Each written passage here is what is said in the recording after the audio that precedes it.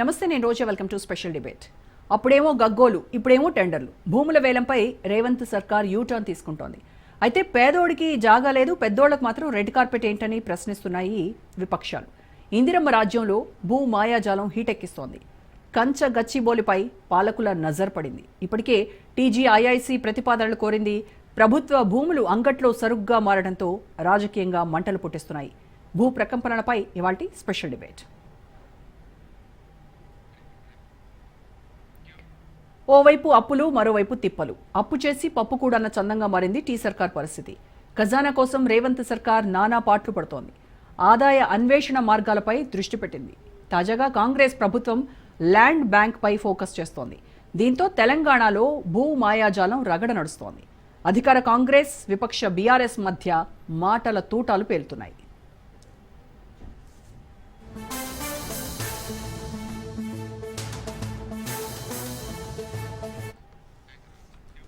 నిధుల వేటలో పడింది టీ సర్కార్.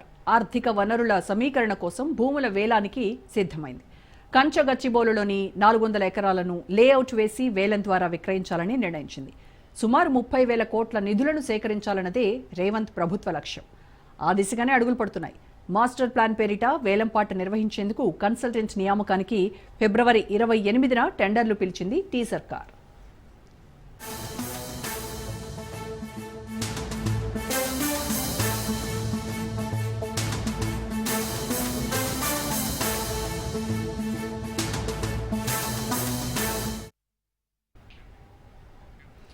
నిజానికి రంగారెడ్డి జిల్లా శేర్లింగంపల్లి మండలం కంచగచ్చిబౌలి సర్వే నెంబర్ 25 పరిధిలోని 400 ఎకరాలను బ్యాంకర్లకు తనఖా పెట్టిన సమయంలో రేవంత్ ప్రభుత్వం 25 కోట్లకు ఎకరం చొప్పున 10,000 కోట్లు ఇప్పటికే సమీకరించింది. ఇప్పుడు అదే భూమిని అర్రాజ్ పాట వేసి 30,000 కోట్లను రాబట్టేందుకు స్కెచ్ వేసింది. అయితే ప్రతిపక్షంలో ఉన్నప్పుడు ప్రభుత్వ భూములపై అనేకసార్లు రేవంత్ రెడ్డి మాట్లాడారు. ప్రభుత్వ భూములంటే పెద్దలిచ్చిన ఆస్తి అని, తెలంగాణ జాతి సంపద అంటూ కామెంట్లు చేశారు. ఆ భూములను అమ్మితే భవిష్యత్తులో శ్మశానాలు నిర్మించాలంటే కూడా భూమి లేకుండా పోతుందని పీసీసీ చీఫ్ హోదాలో వ్యాఖ్యలు చేశారు. ఆనాటి రేవంత్ మాటలనే నేడు గుర్తు చేశారు మాజీ మంత్రి హరీష్ రావు.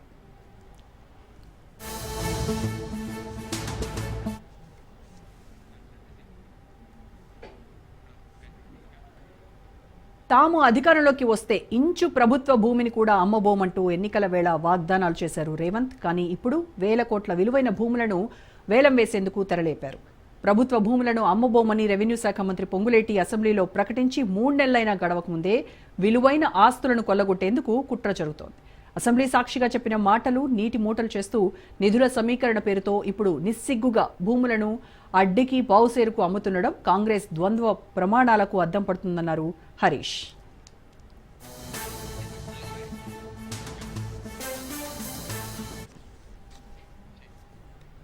రైట్, ఈ భూముల వేలానికి సంబంధించి ఇవాళ డిబేట్లో డిస్కస్ చేద్దాము. డిబేట్లో పార్టిసిపేట్ చేస్తున్నారు కాంగ్రెస్ నేత, మాజీ ఎమ్మెల్సీ కపిలవాయి దిలీప్ కుమార్ గారు, అలాగే బీజేపీ నాయకులు అల్జాపూర్ శ్రీనివాస్ గారు, బీఆర్ఎస్ నాయకులు శుభప్రద పటేల్ గారు అండ్ విశ్లేషకులు డాక్టర్ తాటికాయల జయరాం గారు. నమస్కారం అండి అందరికీ.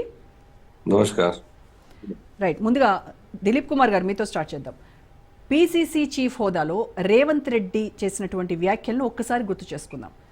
తెలంగాణ భూములు పెద్దలు ఇచ్చినటువంటి ఆస్తి, తెలంగాణ జాతి సంపద. ఈ రకంగా కనుక భూములను అమ్ముకుంటూ పోతే ముందు ముందు భవిష్యత్ తరాలకు అక్కడ విశ్వవిద్యాలయాలు కట్టాలన్నా, హాస్పిటల్స్ నిర్మించాలన్నా, చివరికి చచ్చిపోతే పూడ్చిపెట్టాలన్నా శ్మశానాలకు కూడా మనకు భూమి కరువవుతుంది. ఇందిరమ్మ రాజ్యం వస్తే ఇంచు భూమి కూడా ప్రభుత్వ భూములను అమ్మేటువంటి ప్రసక్తే లేదు అని ఆ రోజు పీసీసీ చీఫ్ హోదాలో రేవంత్ రెడ్డి చేసిన మాటలు మరి ఈరోజు ప్రభుత్వం మర్చిపోయిందా? రేవంత్ రెడ్డి మర్చిపోయారా? కాంగ్రెస్ నేతలకు గతం గుర్తుండదా అని విపక్షాలు చేస్తున్నటువంటి విమర్శలపైన మీ సమాధానం ఏంటి?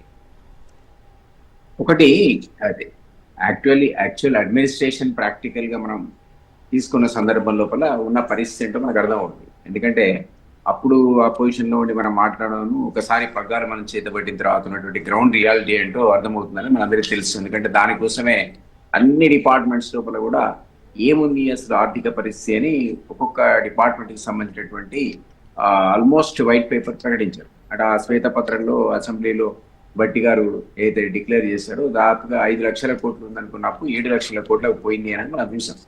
సో మీరు ఇవాళ పేపర్లో చూసుంటారు. మళ్ళీ అది మొత్తం బడ్జెట్ లో అంచనా వేసిన దానికంటే అంటే ఇప్పటికే మనం తీసుకోవాల్సిన లోన్ అనేది 63,000 crores కు మనం వెళ్ళిపోయాం. ఈ 70,000 crores కి ఈ నెలాఖరుకు మనం అప్పుల తీసుకునేటువంటి పరిస్థితి నానాటికి పెరిగిపోతుంది. అంటే ఎక్కువ శాతం దాన్ని మనం ఏంటంటే మిత్తి కట్టడానికి అంటే ఇంట్రెస్ట్ కట్టడానికి వాడాల్సిన పరిస్థితి వస్తుంది. కాబట్టి మోస్ట్ ఆఫ్ ది ఈ స్కీమ్స్ కి సంబంధించినంత వరకు ఇంత అప్పులో రాసుకుండటం వల్ల వాళ్లకు అంటే హామీలు నెరవేర్చడానికి కూడా మీకు తెలిసి ఇబ్బంది పడుతున్న పరిస్థితి. అన్ని విషయాలు అందరూ కూడా ఎన్నో సందర్భాలు మనం ఒప్పుకున్నాడు. కాబట్టి ఎక్కడ అవకాశం ఉంది అనేటువంటి దాన్ని ఇప్పుడు ఈ రోజు మీరు అంటున్నటువంటి అయితే ఈ సేల్ కోసం పెడుతున్నటువంటి ల్యాండ్ ఏదైతే ఉందో ఈ అంతర్జాతీయ ప్రమాణాలతో దానికి మౌలిక వసతులు కల్పించి కంచె గచ్చిబౌలిలో లేఅవుట్ ఒక ఏర్పాటు చేసి దాంట్లో ఒక 30,000 crores అనేది ఆదాయం పెట్టుకొని దాంట్లో ఉన్నటువంటి రకరకాల అంటే ఊరికేనే రావు కదా, జస్ట్ లైక్ దట్ మనకు రేట్ రాదు. అది కన్సల్టెంట్ పెట్టి దాంట్లో మొత్తం ఇన్ఫ్రాస్ట్రక్చర్ డెవలప్ చేసి అంతర్జాతీయ లెవెల్ లోపల దాంట్లో మౌలిక సదుపాయాలు ఏర్పాటు చేసి దాన్ని అది సేల్ చేసినట్టయితే వాల్యూ వస్తుంది అనేది గవర్నమెంట్ యొక్క ఆలోచన. అదేవి పెద్ద డెవలప్డ్ ల్యాండ్స్ కావు. దాంట్లో ఉన్నటువంటి వాల్యూ ఈ రోజు ఉన్న వాల్యూ కంటే ఇప్పుడు ఆలోచిస్తున్నటువంటి అంతర్జాతీయ ప్రమాణాలతో మౌలిక వసతులు ఏర్పాటు చేసి వచ్చేటువంటిది చాలా ఎక్కువ. 5 times 10 times 5 times దాన్ని ఆక్షన్ పెడదామని 30,000 crores ఒక లక్ష్యంగా పెట్టుకున్నారు. ఇది తప్పని నేనైతే అనుకోను. ఎందుకంటే రకరకాల మార్గాల్లో ఇది ఒక మార్గం అనేది కరెక్టే. అంతకుముందు ప్రభుత్వ భూములు మన మీరే అమ్మడానికి వీల్లేదు, అంటే ఆదాయ వనరులు సమకూర్చుకోవడానికి ఇది ఒక మార్గం అని అంటున్నారు. మరి ఏం చేస్తారు? ఇప్పుడు అప్పులు ఉన్నాయి కదా, లక్ష్యాలు ఉన్నాయి. గతంలో బీఆర్ఎస్ ప్రభుత్వం చేసినప్పుడు మరి ఆ రకంగా ఎందుకు అర్థం చేసుకోలేకపోయింది ప్రతిపక్షంలో ఉన్న కాంగ్రెస్ పార్టీ? మరి ఎందుకు వాళ్ళని విమర్శించారు? అప్పుడు ఆ రాష్ట్రం ఎంత అప్పులో ఉందని అనుకోలేదు. అనవసరమైన ఖర్చు పెడుతున్నారనేటువంటి ఆలోచన అందరికీ ఉంది. నేను కూడా అప్పుడు బీజేపీలో ఉన్నా. మేమందరం కూడా కాళేశ్వరం లాంటి ప్రాజెక్ట్ అవసరమే లేదు, 1,00,000 కోట్లు అనవసరంగా పెడుతున్నారు, దీనికి జాతీయ హోదా రాలేదు, దీని బదులు ఆయన వెల్ఫేర్ స్కీమ్స్ కి డైవర్ట్ చేయండి అని మనందరం కూడా అడిగినటువంటి మాట వాస్తవమే. మరి అప్పుడు వాళ్ళు ఎవరు పట్టించుకోలేదు. కాళేశ్వరం కట్టారు. కాళేశ్వరం 1,00,000 కోట్లు పెడితే అది యాక్చువల్లీ ఈ రోజు కుంగిపోయింది. దాంట్లో పూర్తి స్థాయిలో మనం దాన్ని వాడుకునే పరిస్థితి లేదు. నిజంగా కూడా లిఫ్ట్ చేసి వాడుకుంటే దాని మెయింటెనెన్స్ వ్యయం అనేది ఒక ఎకరానికి 25,000 వస్తుంది అనేది ప్రాజెక్ట్ కాస్ట్ సహా ఒక అంచనా. సరే, అంత వ్యయంతో నీటి సరఫరా అవసరమా అనేది ఒక డిబేటబుల్ అంశం అది. సో అట్లా రకరకాల దాంట్లో అవినీతితో పాటు వీళ్ళు అనవసరమైన వ్యయం చేస్తారనేది మనందరం కూడా అనుకున్నాం అప్పుడు. సో ఆ సందర్భంలో వాళ్ళు ఈ ఎక్కడి నుంచి రాబడి అనేది అంతుపట్టని పరిస్థితి లోపల వాళ్ళు ఆఖరికి ఈ ల్యాండ్స్ కూడా అమ్మకానికి పెట్టారనేది మనందరం చూసాం. ల్యాండ్ పూలింగ్ చేసి ప్రతి జిల్లా లోపల కూడా దాన్ని ఆక్షన్కి పెట్టి గవర్నమెంట్ భూములు కానీ లేకపోతే రైతు దగ్గర పూల్ చేసి దాన్నే ఒక గవర్నమెంట్ ఒక రియల్ ఎస్టేట్ గా అవతారం ఎత్తిందని మనందరం అన్నమాట వాస్తవమే, కాదనడానికి వీల్లేదు. కానీ ఇది ఒక ఆబ్జెక్టివ్ తో ఇంటర్నేషనల్ ప్రమాణాలతో దాన్ని లేఅవుట్ ను స్థిరీకరించి దాన్ని డెవలప్ చేసి అంతర్జాతీయ ప్రమాణాలతో అది డెవలప్మెంట్ కూడా దారితీస్తుంది. ఖాళీగా భూములు ఉండే బదులు దాని ఒక డెవలప్మెంట్ కూడా దారితీస్తుంది. దాంట్లో రకరకాల ఇండస్ట్రీస్ వస్తాయి లేదా వేరే కంపెనీస్ వస్తాయి.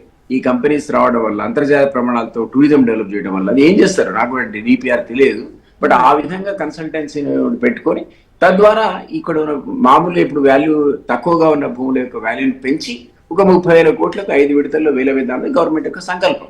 సో ఆ ల్యాండ్స్ వేస్ట్ గా పడి ఉండే వాళ్ళు ఈ విధంగా కన్వర్ట్ చేద్దామని ప్రభుత్వం ఆలోచించుండొచ్చు. డిపిఆర్ ని కూడా చూడలేదు, to be frank with you. So నేను కూడా పేపర్లో దాని విషయం చెప్తున్నాను మీకు. సో ఈ రోజు ఆదాయ మార్గాలు లేవు కాబట్టి ఇదొక ఆదాయ మార్గంగా ఇండస్ట్రియల్ ఇన్ఫ్రాస్ట్రక్చర్ కార్పొరేషన్ ద్వారా ఈ సేల్ కు ప్రభుత్వం ఉపక్రమించిందని ఏర్పడుతుంది. సో ఆ నిర్ణయం వాళ్ళు బహుశా తీసుకొని ఉంటారు. So there is no other go అన్నది అయితేనేమో మరి కొన్ని సంస్థల దగ్గర రుణాలు తెచ్చుకోవాలి, లేదా ఇట్లాంటి మన దగ్గర ఉన్నటువంటి నిరుపయోగంగా పడిన భూములను వారిని ఉపయోగకరంగా మార్చి ఆక్షన్ చేసి తద్వారా వచ్చే ఆదాయాన్ని వెల్ఫేర్ స్కీమ్స్ కు వాడాలి. సో అందులో ఒక భాగంగా ఇది చేస్తున్నారన్నది నా అంచనా. విధి లేని పరిస్థితుల్లోనే ఈ ప్రభుత్వ భూముల్ని వేలానికి పెట్టింది ప్రభుత్వం అని